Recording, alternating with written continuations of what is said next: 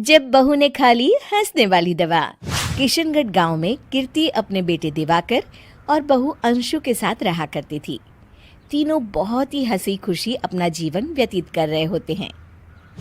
अरे बहू, आज खाना मैं बना देती हूँ। नहीं माँ जी, आप क्यों तकलीफ कर रही हैं? आप आराम कीजिए, खाना मैं ही बनाऊंगी। कितनी अच्छी बहू मिली है मुझे। भगवान ऐसी बहू सबको दे। सब कुछ ठीक चल रहा होता है कि एक दिन गलती से अंशु हंसने वाली दवा खा लेती है। बस उस दिन से सब कुछ बदल जाता है। अरे बहू, मेरे घुटनों में बहुत दर्द हो रहा है, जरा बाम तो दे दे। अरे बाम लगा कर क्या करोगी माँ जी? मैं पाँव दबा देती हूँ। अरे एक तो मुझे पाँव दर्द हो रहा है, ऊपर से तुम हंस रही हो। आई एम सॉरी माँ जी। अरे फिर से हंस रही है, जा तू मेरे कमरे से, मुझे तुझसे बात नहीं करनी। हे भगवान, ये क्या हो गया? अब माँ जी क्या सोचेगी? 2 दिन बाद कीर्ति घर में किटी पार्टी रखती है। उसकी सभी सहेलियां घर आने वाली होती हैं। अरे बहू, मेरी कुछ सहेलियां आज दोपहर को घर आने वाली है। आज कुछ खाने में अच्छा सा बनाना। सहेलियां? क्यों?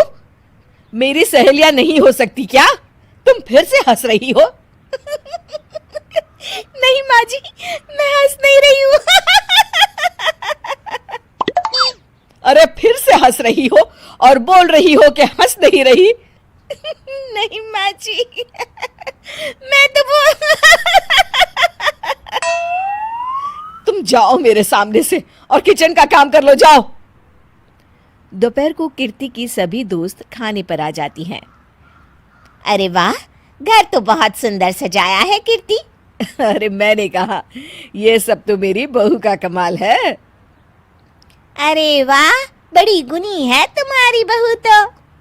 हाँ हाँ, खाना भी अच्छा बनाया है। हाँ, बहुत ही गुनी है। तो हमको नहीं मिलवाओगी क्या, या छुपा कर रखोगी अपनी हीरे जैसी बहू को? अरे नहीं नहीं, अभी बुलाती हूँ। अंशु, ओ अंशु, बहू रानी। अंशु बाहर आती है। जी माँ जी। बहू, ये सब मेरी सहेलियां हैं, मिलो सबसे। नमस्ते आंटी। नमस्ते बेटा, बहू तो बहुत अच्छी मिली है तुमको, किस्मत वाली हो तुम। किस्मत वाली? अरे क्या हुआ? हंस क्यों रही हो? नहीं नहीं, मैं हंस नहीं रही हूँ। तभी अचानक सांची के हाथ से चम्मच छूट जाता है और उसका कुर्ता गंदा हो जाता है। अंशु फिर से हंसने लगती है।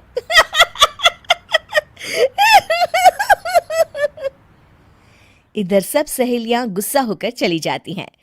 कीर्ति भी नाराज होकर अपने कमरे में चली जाती है। हे भगवान, ये मैंने क्या कर डाला? इस तरह से तो माँ जी और उनकी सहेलियां नाराज हो गई। अगले दिन, बहू, ओ बहू, किधर हो? जी माँ जी। जल्दी से मेरे साथ चलो, पड़ोस वाले शर्मा जी की हार्ट अटैक से मौत हो गई है, उनके घर बैठक के लिए जाना है। अंशु तैयार होकर आ जाती है। थोड़ी देर में दोनों शर्मा जी के घर पहुंच जाती हैं। वहां पर सब रो रहे होते हैं। कीर्ति शर्मा जी की बीवी के पास बैठकर उन्हें सांत्वना देने लगती है। बड़े अच्छे इंसान थे मेरे पति। अच्छा। तुम हंस क्यों रही हो? वो अच्छे थे। हाँ हाँ, बहुत अच्छे थे अंकल। अरे अंशु, हंस मत। माँ जी, मैं हंस नहीं रही।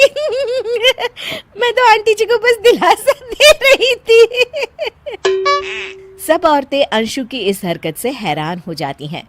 कीर्ति भी बहुत शर्मिंदा होती है और वो अंशु को लेकर फटाफट घर लौट आती है।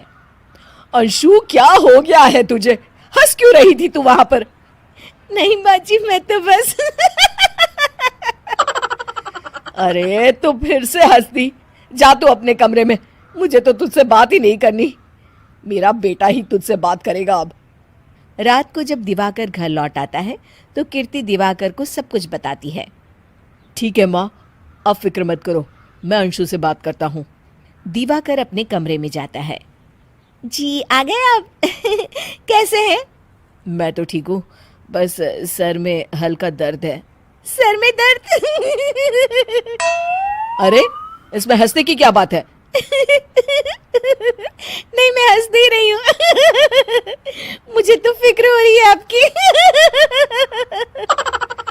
एक तो मेरे सर में दर्द है, ऊपर से तुम हंस रही हो। अरे कैसे समझाऊं मैं आपको?